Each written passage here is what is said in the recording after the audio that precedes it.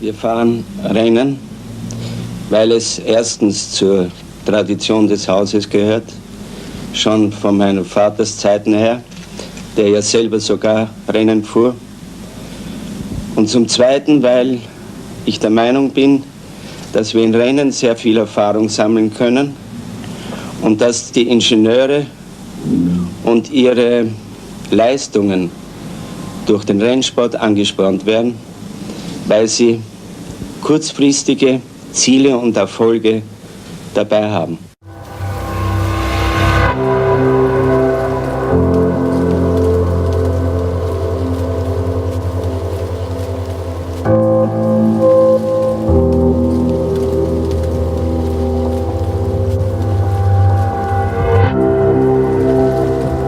Porsche have been incredibly successful at Le Mans. That type of race has been designed for their cars.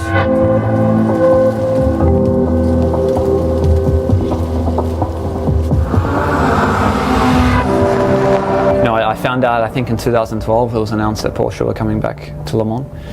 And that's when I was starting endurance racing. And obviously it was immediately the goal, you know, would love to be spotted by Porsche.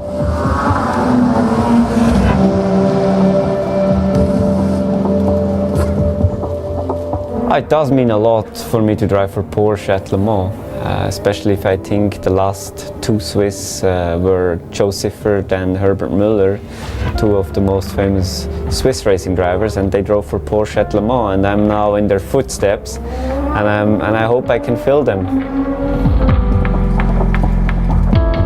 Yeah, Le Mans is definitely the biggest race for a driver and for the brand, and you know, the history of Porsche at Le Mans is just outstanding.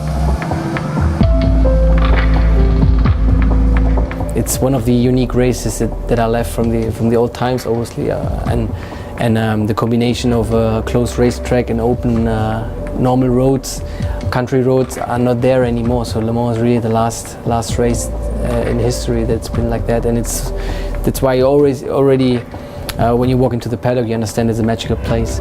Well, to win in Le Mans, even more, I think, when you're a French driver, you know, it's very, very important. For sure, when you are an endurance driver, it's a goal, it's a target in your life.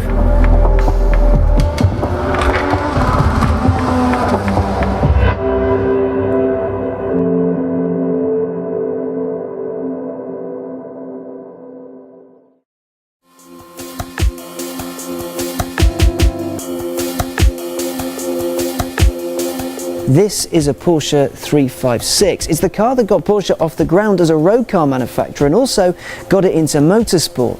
It's the car that gave Porsche its first taste of the Le Mans 24 Hours, the greatest endurance race on earth. Yeah, Porsche and Le Mans, this has a long history together. Porsche and Le Mans belong together. And everything started at the car saloon in Paris in 1950 when Ferdinand Porsche was approached by Charles Ferrou, the organizer of the Le Mans race and the race director. And Ferdinand Porsche and Ferrou, they knew each other quite well from pre-war times because both of them were in racing scenes, and Mr. Ferrou was also a famous motor journalist. And so somehow he convinced Ferdinand Porsche to bring some cars to the Le Mans race for 1951, and this was also a kind of political affair because just a few years after the end of World War II, a German manufacturer participated on the most famous and most traditional car race in France. The boys from Porsche agreed for two reasons. The first being that they saw what privateers had done with the 356. They knew how it could perform and that they'd be in with a decent shout. The second, they had absolutely no PR budget. Ferry Porsche, he disliked advertisements. He thought it's a waste of money. He wanted to invest all the money into the cars to make them better. Motorsports was also fantastic marketing for the cars because the cars could prove their performance directly in front of the future customers. When it came to choosing a car to run, the 356 was obviously Porsche's choice. Sort of. This car starting in Le Mans was a big surprise for everyone because the 356 was basically an unknown car. So the first prototype came out in 1948, and for the 356 they sent to Le Mans was a special car. It was an SL. SL means super leggero, super light. So even 1 year before Mercedes has adopted this name for the 300 SL, it was used by Porsche. And the car had an aluminum body made in Gmünd in Austria. Everything was handmade, and it was aerodynamically modified. They were lighter, narrower and slipperier than the standard road car. Of the three cars the company entered into the race, only one crossed the finish line, but it came first in its class. And you have to remember that Porsche were there for the first time, tangling with teams that had been at it for years, and they won. Le Mans 1951, this was the first official race attempt from Porsche. It was the first factory team Porsche sent to a race. And for Porsche as a brand, this was an international breakthrough. With a winning car under its belt, Porsche knew it had to keep going. In 1952, 3 more SLs were entered, but it became clear that it had its limitations. Porsche needed a new car, so looked towards privateers for answers. Walter Glocker had modified a 356 so that it was mid-engined. Not only that, but it was rather good with it. So the men from Stuttgart once again got working.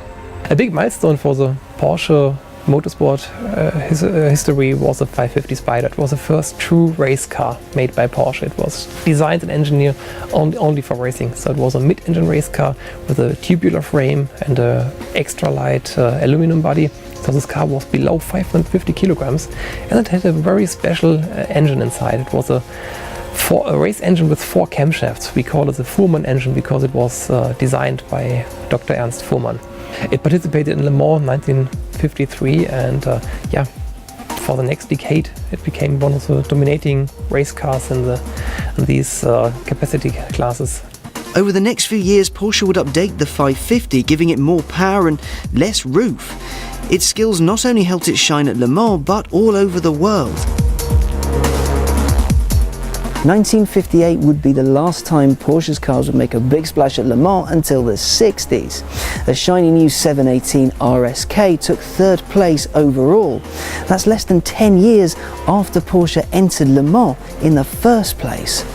As the swinging 60s began, Porsche got off to a flyer. The 718, refreshed in 1960, then again in 61, was a 160 mile an hour, 160 brake horsepower monster, and it won its class in 61 and took 5th overall. The 904 GTS was introduced in 1964 and it was designed by Butzi Porsche's own fair hand. It's the first of the so-called plastic Porsches, so nicknamed because of its glass fibre construction, but its pressed steel chassis was nice and strong. It was also fairly smart. It was designed to take different engines depending on what Porsche wanted it to do. I think for me the 1960s were really the climax of Porsche motorsports. They were so creative, they built so many new race cars. Ferdinand Piëch, he wanted to get the overall victories, and without him today the Porsche Museum would be half empty. Piëch was so keen to win, he managed to irritate the man at the top, Ferry Porsche. There were always some internal fights for money, Mr. Piëch, he spent a lot of money into testing and into the engineering of new race cars, and we know that Ferry Porsche was not happy at all with it. The 908 almost delivered the goods in 1968 and again in 69, but it was that year that braking issues meant it had to slow down on the last lap, lest they gave out completely. Jackie Ickx overtook in a GT40, claiming Ford's last Le Mans victory by a mere 75 yards. Yeah, 69 was a very special year in the Le Mans and Porsche history. It was the closest final ever. So at the end of the race there was a extremely hard fight between Hans Hermann in his 908 Longtail and Jackie Ickx in his Ford GT40, and they were overtaking each other every lap. I've spoken with both race drivers about this, and on the long straight, when they were driving next to each other, they were looking into their eyes. So it was really a close fight, and at the end, before the last corner, Jackie Ickx overtook Hans Hermann, and he has won the race by something about 80 meters. So it was the closest final ever. Piëch was inspired to make a new car, a leaner, faster car, one that he knew would win Le Mans. Ferry Porsche, however, wasn't quite so convinced. Race car development was expensive and they couldn't really afford it. So, to get his way, Piëch personally guaranteed the development costs of his new race car. Porsche agreed and Piëch was allowed to make one more, the 917. I started on the 917 because this was the project to win Le Mans. And of course I started with detail work. fuel supply to the engine, or gearbox cooling, or things which were nobody there to do it, because Porsche was a very, very small race department. And everybody is doing, let's say, 1 or 2 jobs parallel.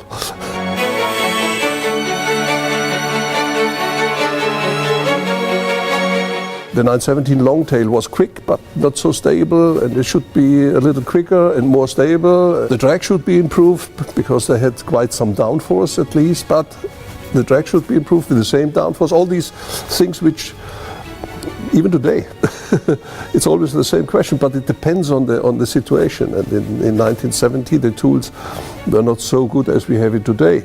Porsche was experimenting with new materials and with many new ideas like the adaptive aerodynamic. So even the 908 Longtails, they had these adjustable flaps which were connected to the wheel suspension, and it helped the car to drive through the corners even faster. And it was homologated, but later on became an issue, and it got forbidden. Though none of Porsche's factory cars made it all the way, one from Porsche Salzburg did. Driven by Richard Atwood and Hans Hermann, the 917 came over the line in first place. Porsche had done it. The following year, a 917 driven by Helmut Marko and Gijs van Lennep, wearing martini colours, crossed the line a full 2 laps ahead of everyone else. It covered 3,315 miles at an average speed of over 138 miles an hour, a record that was unbeaten until 2010. Piech didn't need to worry about his development money anymore. After that, the ACO, Le Mans governing body, put a 3-litre engine size limit on competitors, effectively killing the 917. Porsche stayed away until 1973 to give Norbert Singer and his team time to turn the 911 into a proper race car. They'd be back again in 1974, this time mid-turbo. Looking to the 917 for inspiration, which could muster over 1,200 horsepower with a blower, Singer used a 2.1-litre turbo in a Carrera RSR, and that would allow it to enter the Sport 3000 class. It came second overall. We had the Carrera Turbo, the first turbo at Le Mans, which we were second. Well, nobody cares about second, but for us it was important to be second overall behind the Matra. The next year, Porsche stayed away from Le Mans because they were preparing the 911 Turbo for production. The second half of the 70s, there were some new racing rules, and Porsche was looking for the sports car championship and for the brand championship. And for that reason, Porsche designed the 935 and the 936, which was an open spider with a turbocharged engine. Together, Porsche was the dominating brand in these years. In the first year, 1976, we were able to win both World Championships, which was a huge success. We had a turbo engine, and we could improve aerodynamics a little more. We got a wider wing, we got wider tires, we did everything to improve it. So the next step to the 935, so when we got the regulation, well, okay, we used all the possibilities and regulations, so we could change the fenders, which was actually not planned by the FIA in these days, but regulation says the fenders are free. So, and the Porsche had quite big fenders, so you had a quite free space to modify. Porsche designed the 935 and the 936, which was an open spider with a turbocharged engine. Yeah, the 935, for many years it became the dominating race car in the GT classes, and not only the factory, also many privateers have used the 935. And in 1979, a 935 K3 from Kremer was able to make an overall victory, and this was a sensation. A GT car, a sports car, a 911 was an overall winner in Le Mans against the prototypes. What a sensation. 1980 began interestingly. Professor Fuhrmann, the company's CEO and the man who designed the engine that went in the 550, managed to piss off Ferry Porsche and everybody, because he decreed that the 911 would shortly be discontinued so the company could concentrate on front-engined rear-wheel drive cars. The 911 is at the heart of everything that Porsche stood for since the 356 was replaced. And that's how people felt about it. There were also people in the racing team who felt that they'd only joined the company to go for outright wins. As such, at that year's Le Mans, the company would enter 3 924s, one driven by an American team, one by Germans, and one by the British. That 924 Carrera GT prototype was, I remember it as really one of the best handling cars I've ever raced. Obviously, it's so far removed from a standard 924 that there's no real comparison. It had a one-piece front-end bit of bodywork, an incredibly stiff chassis for that sort of car. It was very impressive, and I think that's one of the reasons for its excellent handling. And you could just feel you could do anything with that thing. It was brilliant from that point of view. 1981, Porsche also got a new CEO, Mr. Peter W. Schutz, a German-American manager, and he asks the guys at the racing department, how about the 924? Can it be an overall winner? And they said, not at all, only class victory. That is, then I'm not interested in Le Mans. I want to get an overall victory. Who is this guy? You know, American bloke, only been in diesel engines and trucks. What's he know? He's not a car guy, let alone a sports car guy. And he's brilliant.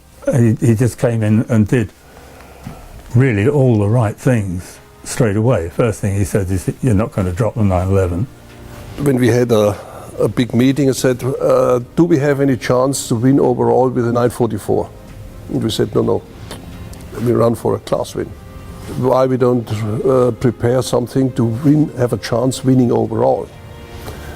So I said, well, actually we have nothing, but in the past we got, it was in '79, we got the old 936 out of the museum. We can do it again.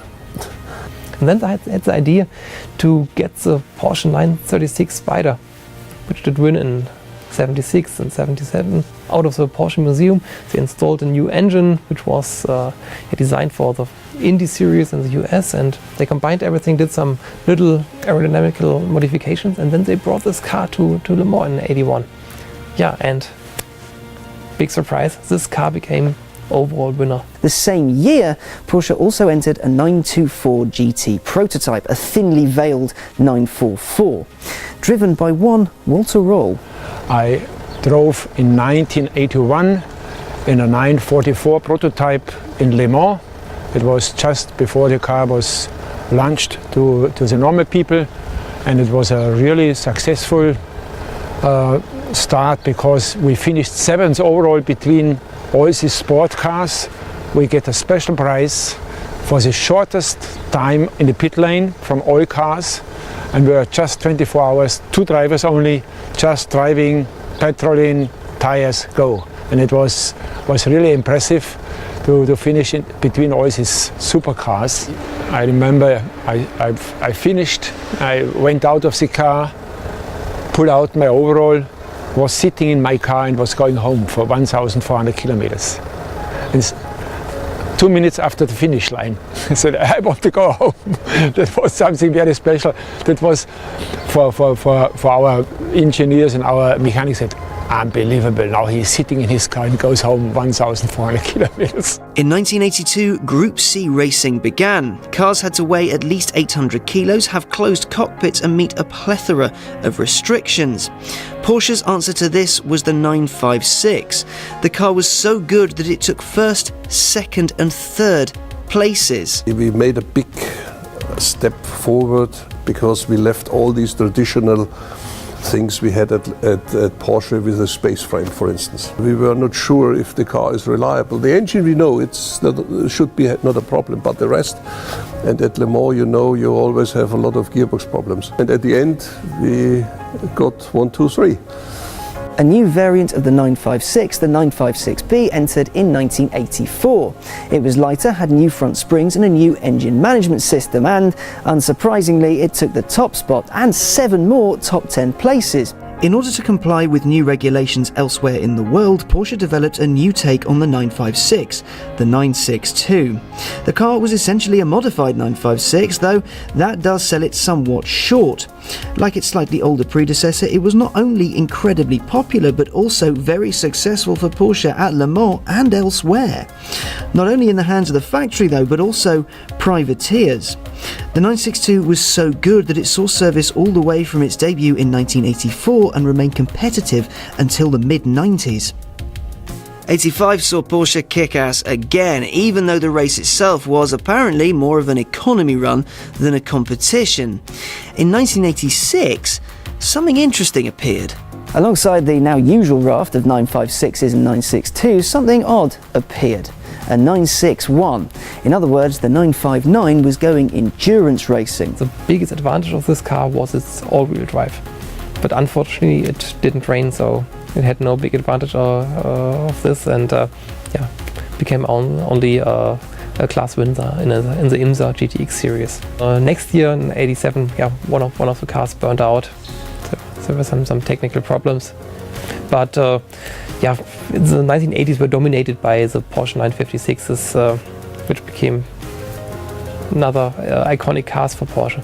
In 1988, after years of dominance, Porsche's streak was broken by a Jaguar XJR9. To put it simply, its 7-litre 750 brake horsepower V12 was too much for the 962. In the early 90s, aside from entering a new 911 racer, Porsche largely stayed out of the limelight, though privateers did keep running 962s with a number of smart modifications to keep them competitive. One, Jochen Dauer, in 1994, even converted a 962 to road spec to get a race version qualifying in the GT class. Because of a series of competitor breakdowns, the Dauer 962 LM Porsches took first and third place overall in the 94 Le Mans, not something they expected at all. Dauer was reportedly told that his car was within the letter of the law, but not in the spirit of the race. It would not be permitted to enter again. Porsche returned, after a fashion, with the TWR Porsche WSC 95. It was a Franken car run by Joe Est that used a Jag chassis and a Porsche engine, merging two greats into one awesome car. 1996 saw Norbert Singer return the Porsche factory to Le Mans with this, the 911 GT1. We start with a chassis from the 911, steel. Okay, it was modified after the driver's seat, and we turned the engine around to get a mid-engine car. And it was continued in the next 3 years till we got a carbon chassis, and we get a complete new aerodynamics for that. So at least we had just the headlights from the 911, which have a little bit a look like a 911. It shared a few bits with the 911, but not so much you'd notice, and it was powered by a twin-turbo flat-six 600 horsepower engine. In its debut year, the GT1 came second and third. Close, but not close enough. 1997 saw the GT1 return, mildly tweaked, as the Evo, but sadly, due to reliability issues, neither factory car crossed the finish line. Everything what you do, even if you do other races with that car, had to be reliable for Le Mans. Everything, every part, every piece you take, can it do 24 hours at Le Mans? For the race in 1998, the GT1 was upgraded again. This time it had full carbon fibre construction, different aero and a modified engine. Seeing as this race fell on the same year as Porsche's 50th birthday, only a win would do. Yeah, with the Porsche 911 GT1, another new era in Porsche motorsport started, because this car was something completely new. It was a 911, but with a mid-engine, not a rear engine. And this car later on also was the first Porsche race car with a carbon fiber monocoque, so it was the first really modern race car. So it's not very far away from what we do today. And with this car in 1998, Porsche was able to make the 16th overall victory, and 98 was a very special year for Porsche because we celebrated our 50th brand anniversary. It was a very, very nice race, but you don't go into the race, which was my personal thinking, not planning to win. Of course you're hoping, but you plan for, let's say, 12 hours and another 6 hours, and then we will see. And we saw. After that, Porsche stuck to selling race cars that looked like race cars, 911 GT3 RSs and RSRs and all that kind of thing, but they took a well-earned break. After all, Porsche holds the record for the most overall Le Mans wins and over the decades has captured the hearts and minds of countless race fans. Now though, the company is returning to top-flight LMP1 racing with this, the 919. Currently, Audi and Toyota rule the roost, so will they get another win? Let's hope so.